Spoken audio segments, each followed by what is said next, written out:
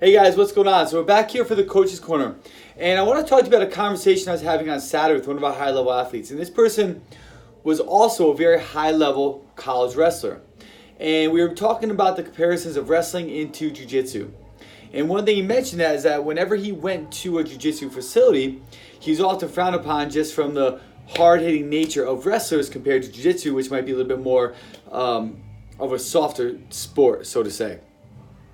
But we were talking about takedowns and takedown techniques. And he said that he had this specific takedown that he always did in college.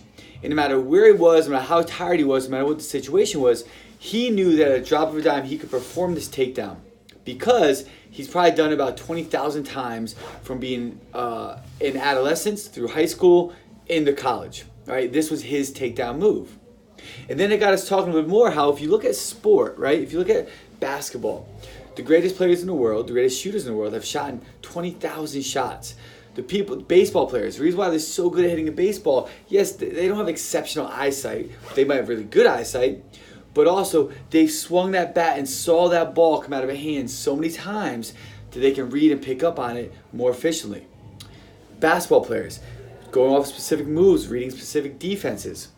Baseball players, hearing the sound of a ball hit a bat, right? It all comes down to thousands and thousands and thousands of repetitions where it almost becomes second nature. No matter what happens, you can see, you can recognize, you can respond.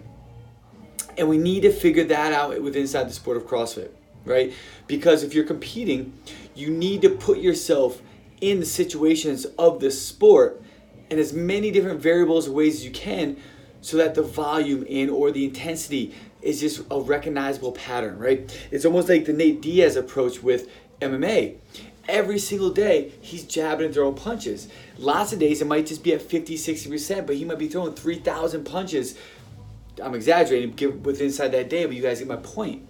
And that's how we have to look at it with the sport of CrossFit. Look at it from like a sport of MMA or boxing, right? You can't go 12 rounds with Tyson every single day, right? But you can spar and just throw 50% effort with moving and sidestepping and throwing jabs, right? You can do MMA and just work on drills for hours on end. Roll some days, roll other days, flow roll certain days.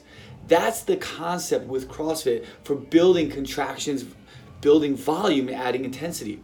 Is putting them in these situations where you don't need to go hard every day.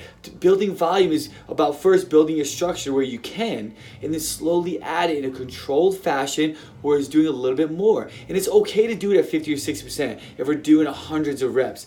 We're building that continuity, we're building that muscle memory, we're building that familiarity so that when we do get inside the sport and the competition, right, patterns are more recognizable. The ability to overcome fatigue becomes more recognizable. The ability to talk to ourselves and to manipulate movement becomes more recognizable because we've done it thousands and thousands of times. Now, this only pertains to the competitors, right? GP is way different. Keep that in mind, right? But that was a conversation I had that I just want to share with you guys. I hope you find it valuable. Have a great weekend.